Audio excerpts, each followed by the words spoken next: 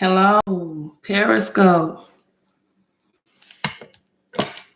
Hello, YouTube. Right, you all come in. YouTube, I have this microphone set up, so hope you all can hear me well.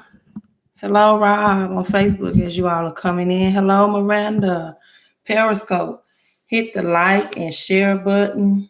They already doing it. Facebook is already on point of sharing some digital love. Montre, Harper, YouTube, what's going on? Hello, Periscope, you all share this video. Thank you for the hearts on YouTube. Hello, Angela. Thank you all for the hearts. Can you all hear me on YouTube? This is what I want you all to do too on YouTube. I want you to make sure you subscribe to this video, right? Subscribe to my channel, right? Hit the thumbs up. Thank you, Montre. Like the video, Facebook. Antonio, thank you for the digital love. Antonio, I probably will be sending you an email as soon as I'm off broadcast live. Got everything completed for you today. Thanks for the digital love. So just let me adjust this. Sorry about that, YouTube. My arm in your way. Hold on for 1 second. Let me adjust this because I'm on all these platforms. So it's a certain way I want this to look. Okay. All right. So I want to discuss qualifying. Thank you for the digital love. Thank you all for tuning in. Thank you for the hearts. Thank you for the digital love. Man, look at me at Periscope. My Periscope audience is building as well. Thank you for the hearts and the digital love on Periscope. And so it's two topics in particular. Well, not two topics, but it's going to fall under the same topic of qualifying. Two of the most common questions that I receive is qualifying for, thank you so much, Montre, business credit, qualifying for business credit, and mortgage loan, right? FHA loans. And so, a lot of people don't know the preliminaries, right, of business credit and the power of using your business credit, or your personal credit rather, to obtain business credit, right? Or why you need to use your personal credit to obtain business credit. Now, when I'm referring to business credit, I'm not referring to business loans, right? Particularly business credit cards, business credit cards. And business credit cards because it's unsecured, meaning that you don't have to have proof of income, right? Also, you can use your estimated income, especially if you have a business project. So estimated income is income that you may predict or estimate that in the future you will earn, even if you're not even at the point of earning that income yet. So again, I have so many people live on my YouTube channel, but no likes, no thumbs up. So you all want me to, thank you for the digital love. Give me 1 more second to adjust this. Okay. So YouTube, if you want me to stay live on the platform, I'm going to need more thumbs up. Still got one. Need more thumbs up, YouTube. Periscope, Facebook is done well of showing digital love and giving the hearts. So YouTube, need you all to participate, right? So give me some more thumbs up and hey, we'll finish this video. So how's everybody doing on this Tuesday? Hello, IG. So let me set up IG. All right. So let's get right into the topic, right? Come on, give me some more thumbs up on YouTube. Some thumbs up. Thank you for digital love on Instagram. Business credit, right? Just how powerful is it?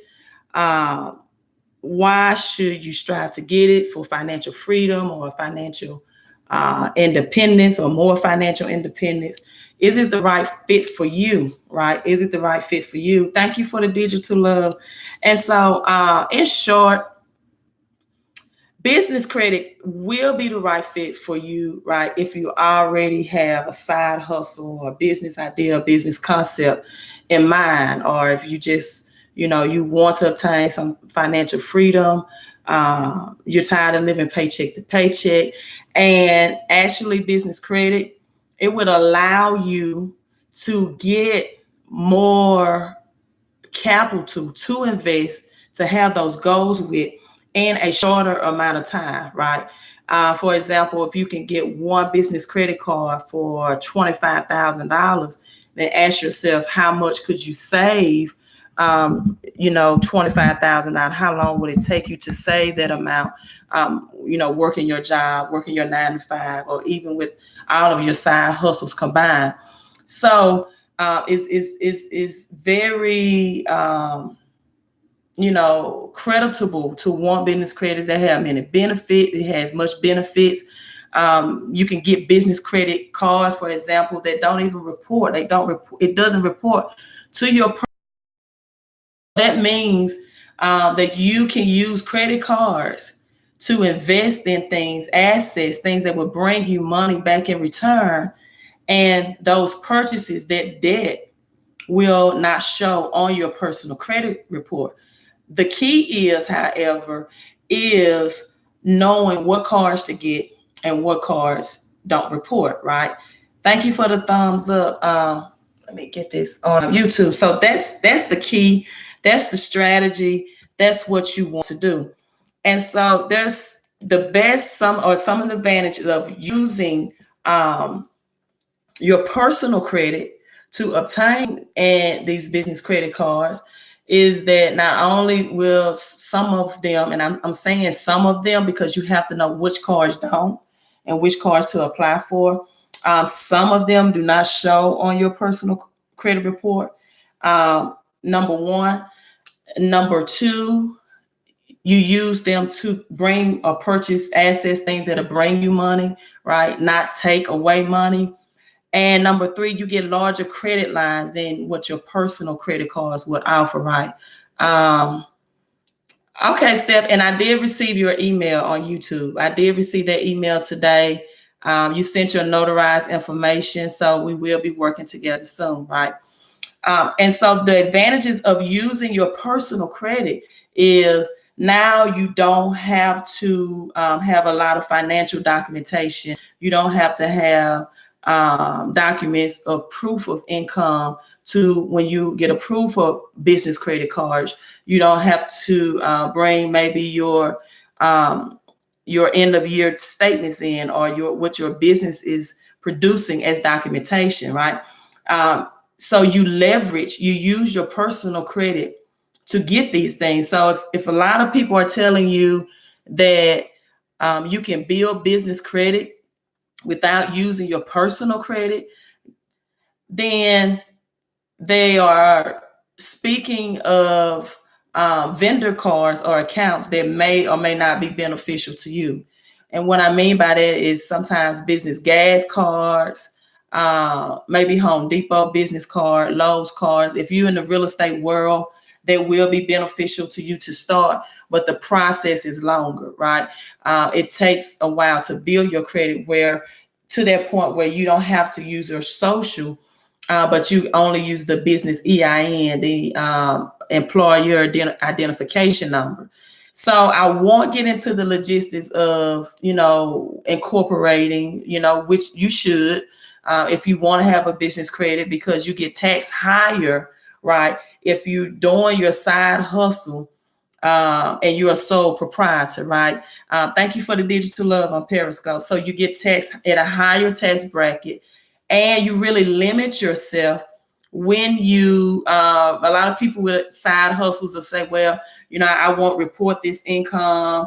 I'll keep it to the side. But you really limit yourself to the amount of money that you could be earning in the business, because you only get to a certain level, right? You can only get to a certain level of income by being a sole proprietor or not reporting, because now you limit your ability to get the bank's money or to get capital. So just some things that I want you to look out for, whether you're trying to get business credit or you're trying to get approved for a FHA, a mortgage insurance loan, because now you want to become a homeowner. But let me do this one thing before I forget. You all know that I'm a coach and a teacher. So I told my student, one of my students that had these shades on, that I will wear them. It look kind of cool for one of my live videos. So I want to keep them on long. Thank you, Periscope, for the digital love. But I did want to show him that I will wear them temporarily, so I can see. So let's first get started off with bankruptcy. Right. Someone on Periscope said they're nice. Thank you so much. And how bankruptcy can affect. All right, I have the 𝒞𝓄𝓒 emoji on Facebook. Yeah, I tell you, kids would give you life, man. They would give you life. They would keep you going and keep you enthusiastic. So I'm doing this for the kids, right? But let's talk about bankruptcy and how they will affect you, with not only from obtaining business credit, but FHA loans. Now, on the flip side, right, with business credit, if you have bankruptcy, it does not matter how old it is, right? That's a disqualification from the beginning for business credit cards, right? And we know that bankruptcy can last on your credit report for up to 10 years.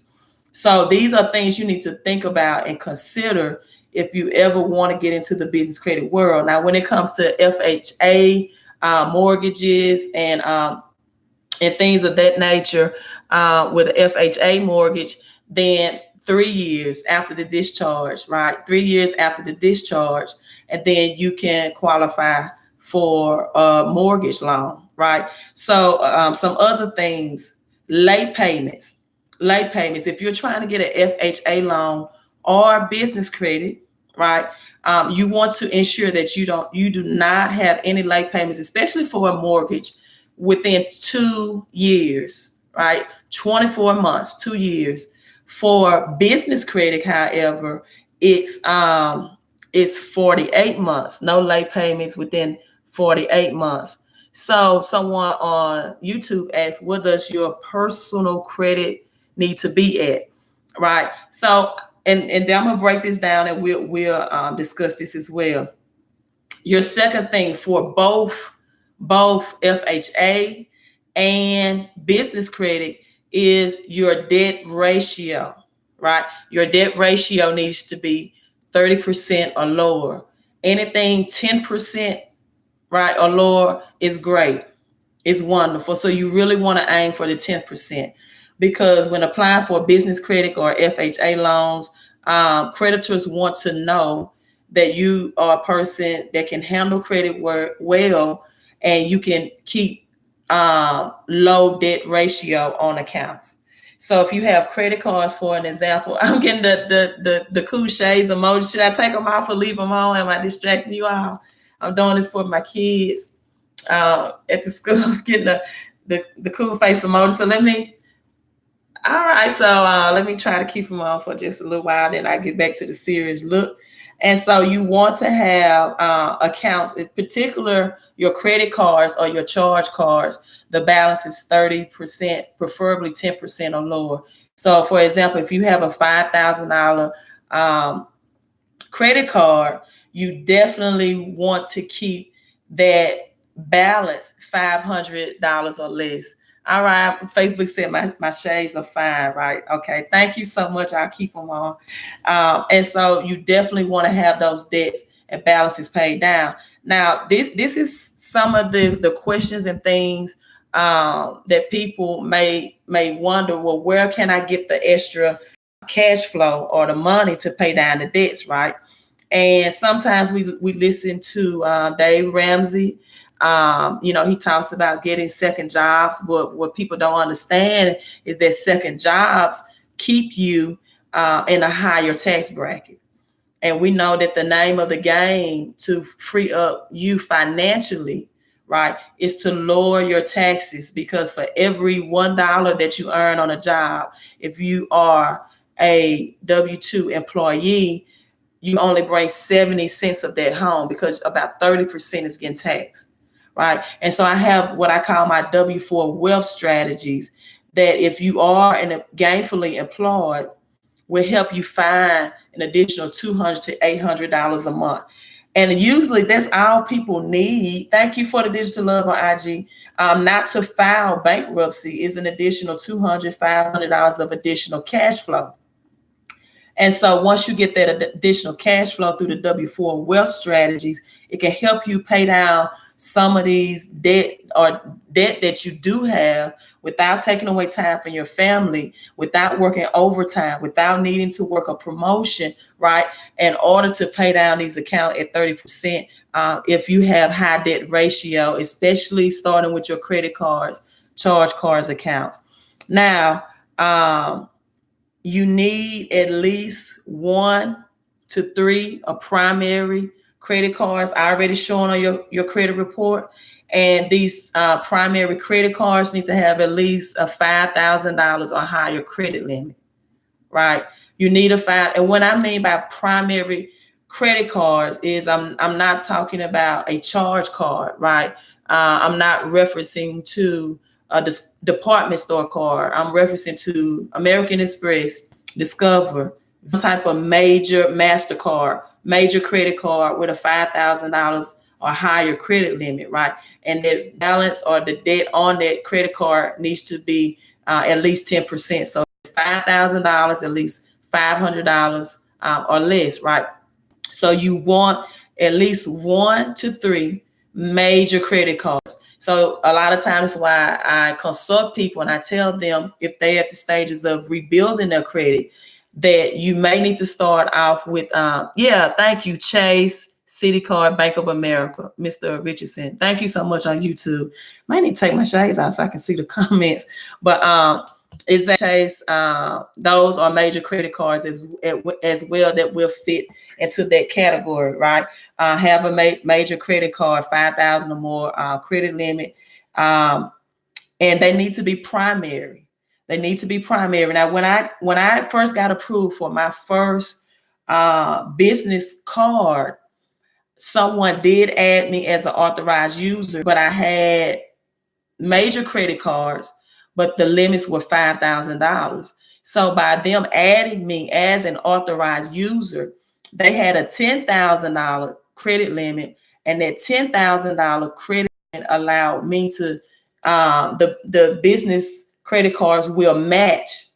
They will match your highest credit limit. And this person had it was a personal AU that added me on. They had a very high credit limit and low debt ratio. And so my business cards was approved right at that $10,000 credit limit to begin with. Then I made some more moves and I got higher personal credit cards, credit limit. One of my highest one that I first initially got added on was Navy Federal for $25,000. And then I got some more high personal credit limits.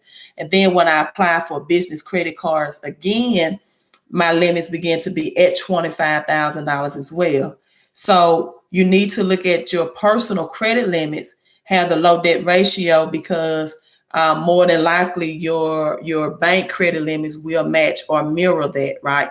And so no bankruptcy. Even if you have bankruptcy for FHA, you can apply for FHA loan, but you have to wait 3 years after the discharge to qualify. With business credit, you can have no reportings of bankruptcy at all, right? Again, no late payments 4 years or older, no open collections, right? Did you all know that? YouTube, you all need to give me some more thumbs up. No open collections accounts to qualify for business credit, right? You don't want to have open collections account, but paid collections are fine.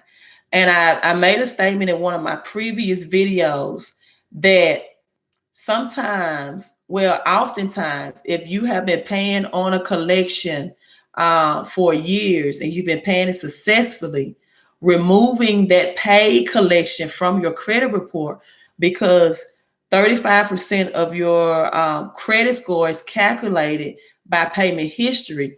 So removing that pay collection, which has good payment history, will be more damaging to your credit report than helpful. But if it's just a collection reporting and it's not paid, it's not a paid collection, you have not been paying on it, then you definitely want to get those deleted from your credit report. And there are better ways to get those deleted than to negotiate for pay for delete. You can get those deleted without negotiating pay for delete, right? Because the debt collectors also have to have proof before they collect from you that all your documentation is on file, that they should have once they purchase your debt. And if it's a medical collection, right? If it's a medical collection, then they may be in violation. 9 times out of 10, they are, of your privacy, right? Of your privacy, of your medical treatment concerns, or whatever medical charges that was administered to you to receive the medical bills that you receive. So, okay, I'm getting some messages. And so that's also called violation of HIPAA laws, which is the Health Insurance Privacy Accountability Act, right? So medical collections are really, really easy, not only to get deleted off of your credit report because of their privacy breach, but they are also, once validated, right? Once you request for validation, oftentimes they are not legally obligated to collect from you because they have to produce original documents, and those original documents breach your privacy, right? So that's why you need to make sure you get the right consultation, the correct consultation, before you enter to any type of negotiation with any type of debt collectors. So hello from California. Hello from California. No recent late payments. Inquiries are hard pulls on your credit report, right? And so you don't want any recent hard pulls on your credit report. How do you know the difference between a hard pull on your credit report and a soft pull, which won't damage your credit report? Hard pull often comes in the form of offers where you hard pulls will come in the form of offers where you have to supply your full social security information number, right? And so while you're shopping, or while you are going, maybe to a department store, they ask, hey, would you like to apply for credit? It's a possibility that you can get 20% off your entire purchase. Well, allowing them to pull your credit and apply not only for FHA loans or in business credit, if you have more than 5 over 2 years, will automatically disqualify you.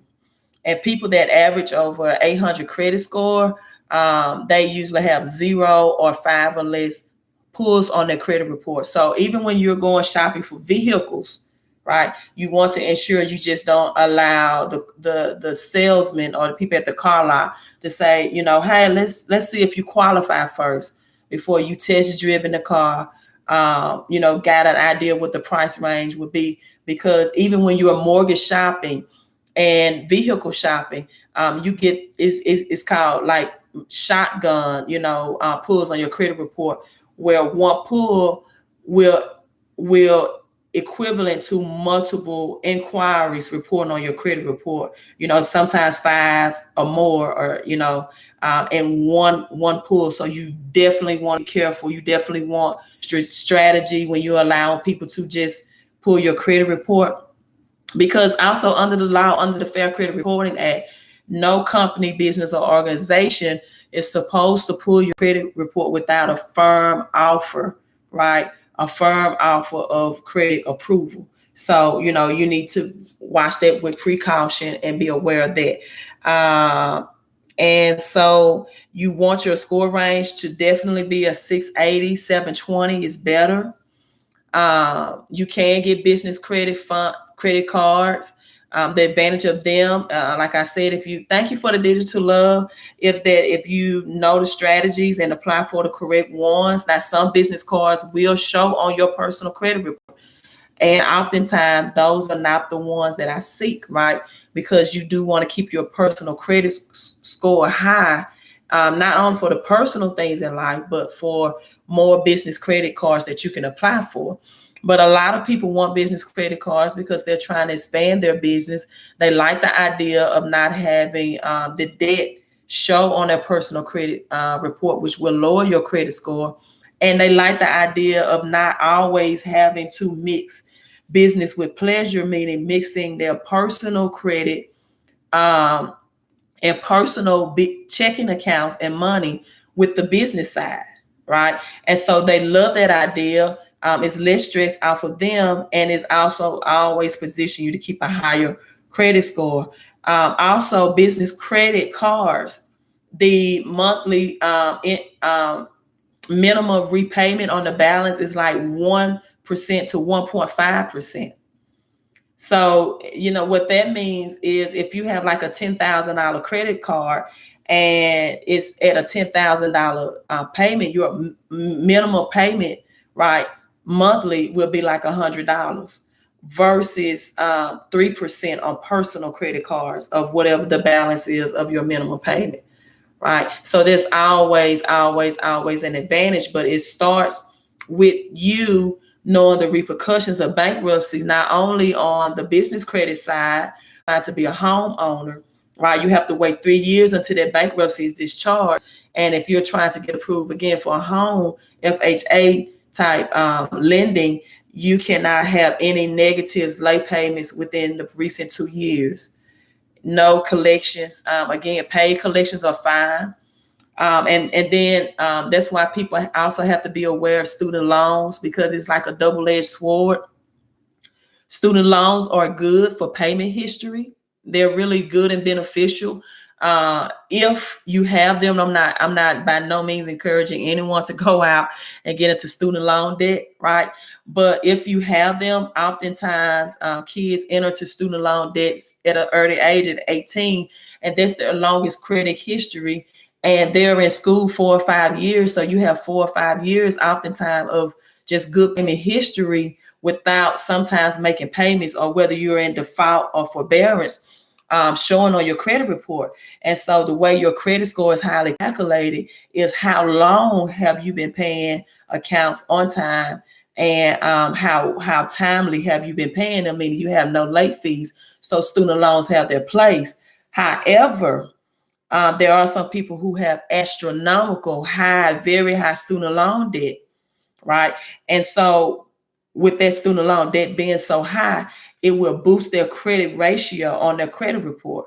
So it's all about strategies. It's all about what your goals are. And if you have a high debt ratio, meaning that if you have income of $65,000 a year, but you are in $90,000 student loan debt, that may put you in a very, very high debt ratio bracket, which makes up 30% of your credit score, right? Your debt ratio, which may disqualify you for FHA loan.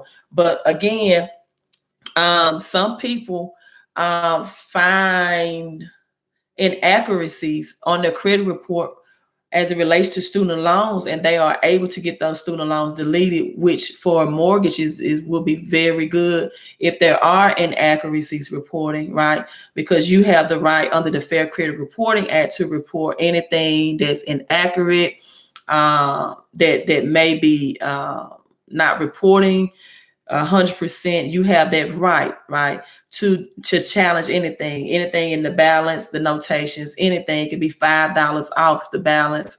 It could be some late payments reporting when your student loan was in, when it was in forbearance or deferment, and late payments reporting. So those are certain conditions and things that you can get a student loans deleted, which may help your debt ratio if the balances are really high. So happy Tuesday on Periscope. So you want to be in the 680, definitely the 720 range.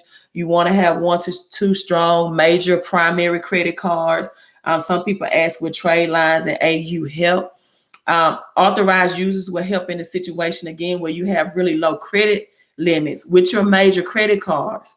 if the authorized user has higher credit limit, right? But you still need primary. You still need primary cards, strong cards, American Express, Visa, MasterCard, Citicorp, Bank of America. Am I missing anyone? Yeah, you know, yourself. And so if having something like Open Sky, $500 credit limit, it won't help. I do recommend my Jewelers Club and rebuild process only because you get a $5,000 credit limit, and then that can position you once you now start applying, whether it's Capital One or whatever, for a major credit card. If they see that you manage that $5,000 credit limit well on my Jewelers Club, they may qualify you for a $5,000 personal credit card. So that's it. Any utilizations, if you missed something, you definitely would like to watch the replay. Just be careful with bankruptcies because they will disqualify you not only for business credit, but up to 3 years for, if you want to be a homeowner. Just like student loans, however, bankruptcies can be deleted, right? Bankruptcies are, thank you for the digital love so much. They are inaccurate reporting. What I mean by that is they're not reported from the original source. They're not reported by the courthouse that you filed the bankruptcy from, because the courthouse also has to protect your security, right? So they do not supply this information to any of the major 3 credit agencies, and therefore they're not 100% sure that this bankruptcy reporting is accurate, which is grounds for removal. I have student loans very high. What are your recommendations when trying to gain access funds for a business? I recommend that I have my email and my profile. Reach out to me at ld@fixmycreditandcash.com. I also recommend to people have a reason for wanting business credit, right? Because what you all do need to understand that if you reach out to anyone that are stating that they can approve you for business credit and business funding, especially on credit cards, they are going to charge you, or there will be an investment fee of about 10% of what credit limit line amount you were approved for.